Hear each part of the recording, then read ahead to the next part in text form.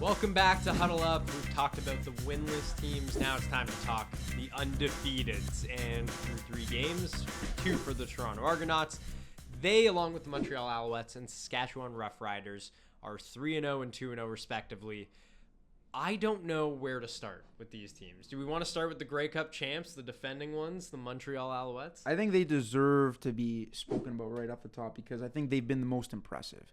And being able to watch this Montreal team over the course of the last year, it's crazy how quickly their identity and their narrative has changed, because going into that Grey Cup final, a stat that everyone loved to point out was they have no wins against any teams with a winning record except for their East final win against the Argos. They're strictly a defensive football team. They're only good in short yardage. They can't take the top off the defense. They don't have dynamic playmakers. And now I'm watching this team, and the defense is still very, very good. But Cody Fajardo has been incredible to start the season. And this young duo of Tyson Philpott and Keon Julian Grant might just be the best receiving duo in the CFL this season. And a ton of people were worried about them losing William Stanback over the offseason, how that's going to change their offense. This offense off to a historic start. So when I watch the Montreal Alouettes, I am just in awe of how quickly they've been able to not necessarily transform their team, but evolve into a team that I just feel like gets better and better every single week. The 2 biggest questions this team needed to answer going into the season: how would they replace Austin Mack, their best receiver last year? How would they replace William Stanback?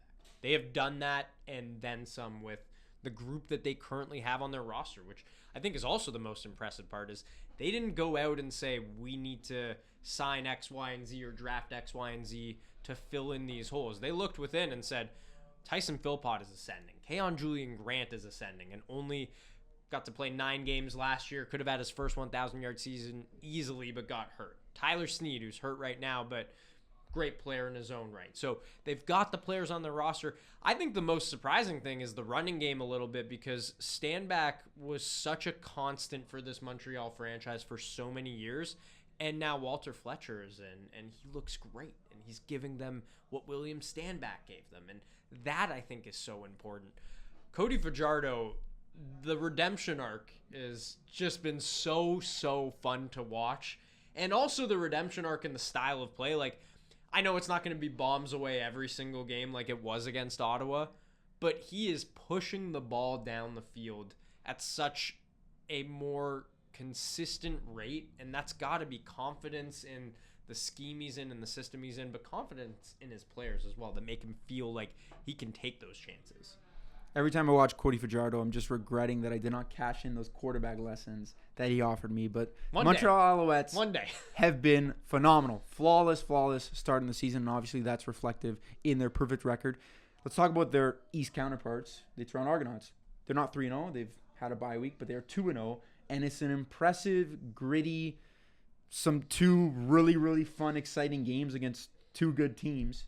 Still 2-0. Still 2-0, and they've done it in kind of the exact opposite way of Montreal, where it's like they've put the training wheels on Cameron Dukes as far as, we are not letting you throw the ball a ton of times every game.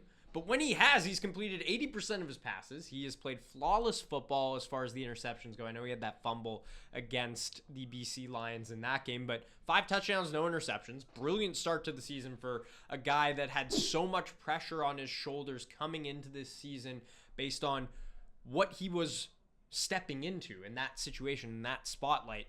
And then you look at the way that they are doing it, it's not the receivers right now. It's the running game. It's Kadeem Carey in that offensive line that has remained pretty much intact. They've had injuries at receiver to Tavares Daniels, and no receiver has over 100 yards yet this season, but they are still putting up points, and it's really impressive, especially considering all the losses they had on defense too.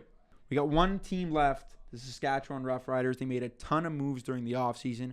Obviously, Trevor Harris is back. He's played most of the first 3 games, picked up a bit of an injury scare yesterday, but it seems like he's going to be okay. They also have a bye week next week.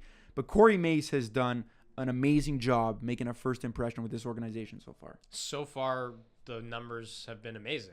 The every test you want to kind of have. And I know we talked about them going into the season as another team, maybe the Hamilton of the West, so to speak, because if Trevor Harris could show that he's healthy, and like you said, injury scare, but I think all signs are pointing to him being okay. They've got the bye week to recover.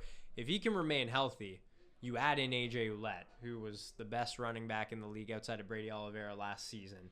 He has done such an amazing job so far this season. But the receivers, it was the receiving core that we were so confident and excited in, and seeing Trevor Harris healthy with those guys, Samuel Emilus, Sean Bain Jr., and Keon Schaefer-Baker, to specifically name those three.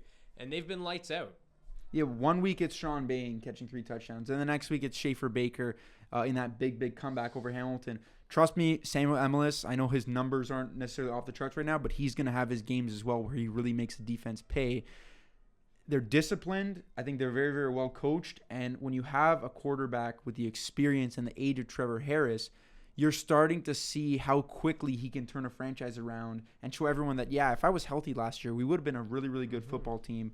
I think the sky's the limit for this team, and especially the fact that you see Winnipeg sort of falling behind in the West. That path to a West final is open, and Saskatchewan, keep your foot on the gas because you're a very, very good football team. That comeback in particular in week 2, and even the comeback in week 1 against Edmonton, that shows me that they got veteran leadership and they got a ton of players capable of getting the job done. And look, the naysayers for this team are going to say that the teams they've played against have a combined 0 wins, Hamilton and Edmonton. But at the same time, you can only play the teams on your schedule. It's not going to matter once the season ends. But I think to get off to this strong of a start, no matter who you're playing with, a first-year head coach and so many different pieces, is great. I think they're the team with the highest ceiling as far as, okay, if they can start to play these better teams and beat them, like, wow, watch out for the Saskatchewan Roughriders. All 3 of these teams really have been outstanding to start the year, but we're sorry to sort of the middling teams that weren't mentioned this week. But when we come back after the break, we're going to hear from at least one player on every team in our edition of CFL Called Out.